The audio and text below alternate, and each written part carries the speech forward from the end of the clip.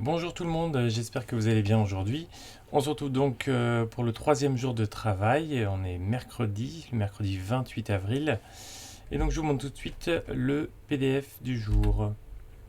Donc on a la dictée, comme d'habitude. Donc là je vais passer assez vite, on l'écoute bien, vous l'écrivez sur votre cahier, vous la relisez bien plusieurs fois en écoutant les conseils donnés.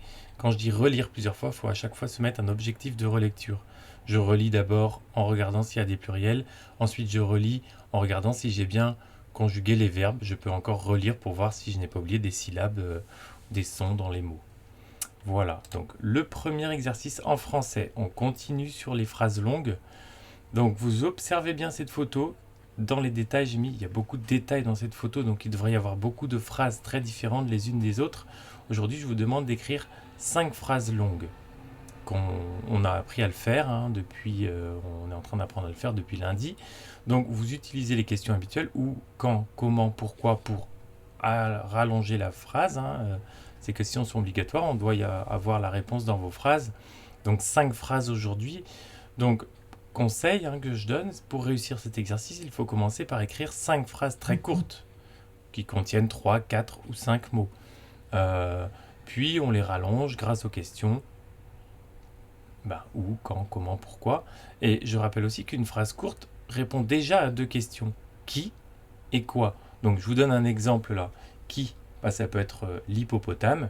Donc l'hippopotame, on a L apostrophe et hippopotame, ça fait déjà deux mots. Et quoi, qu'est-ce qu'il fait?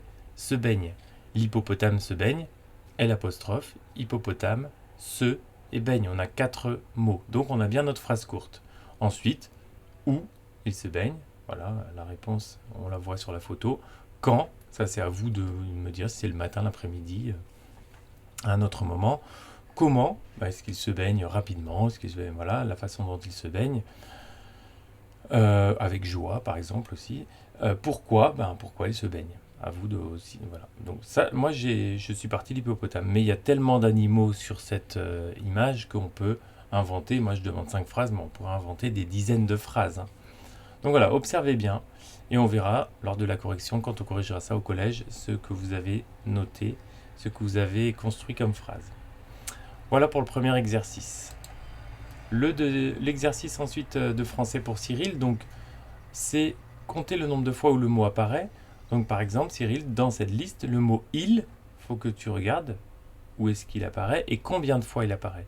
Le mot il apparaît une fois, donc tu noteras ici le nombre de fois. Le mot et, même chose, apparaît une fois. Le mot un, un ça fait un, il apparaît également plusieurs fois. Peut-être une seule fois, ce sera à toi de voir. Tu me notes le nombre de fois où il apparaît ici. Le mot elle, même chose, apparaît une fois. Ensuite, je te demande de lire les mots 5, 6, 14, 15, 21, 29, 53 et 60.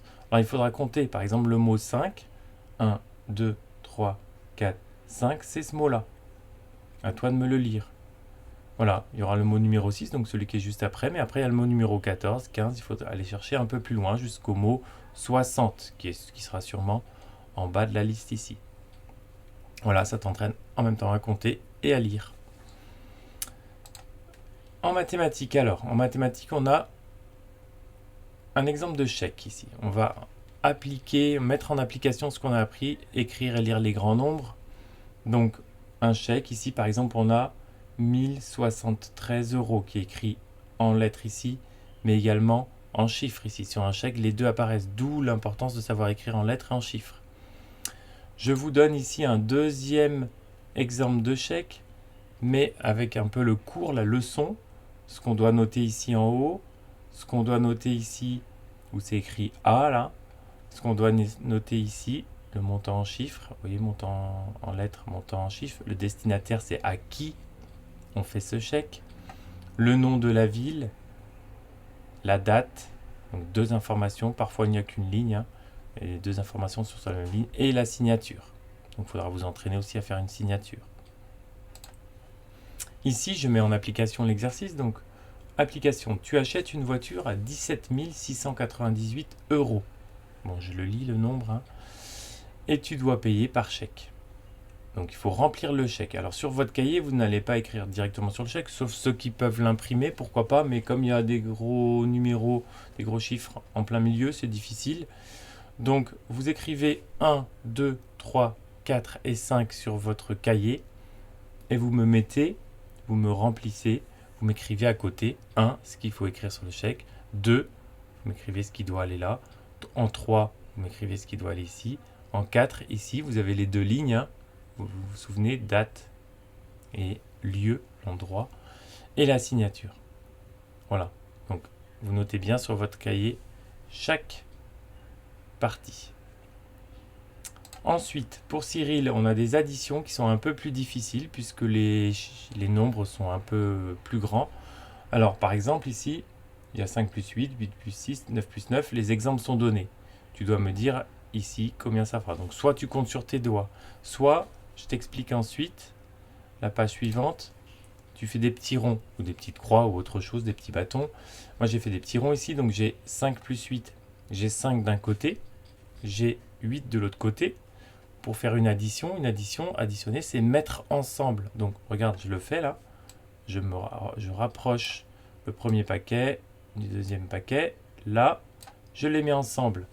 Et donc, je dois compter combien cela fait en tout, quand j'ai tout rassemblé. Donc, je compte devant toi 1, 2, 3, 4, 5, 6, 7, 8, 9, 10, 11, 12, 13. Ça fait 13 petits ronds. Je vérifie. 5 plus 8, ça fait bien 13. Donc je les ai mis ensemble. À toi de faire la même chose pour tous ces calculs-là. Tu peux le faire en plusieurs fois, hein, pas forcément le... Tu peux faire un petit peu ce matin, un petit peu cet après-midi, un petit peu en fin d'après-midi. Tu peux utiliser des crayons, hein, 7 crayons d'un côté, 9 crayons de l'autre. Tu les mets ensemble, tu comptes le total. Voilà. Donc on a fait le tour de ce nouveau PDF. Je vous souhaite une bonne journée. N'hésitez pas à mettre des pauses, à retourner en arrière, à regarder les exemples, à regarder les fiches outils sur le blog comme d'habitude. Bon courage à vous, bon travail et à demain. Bonne journée.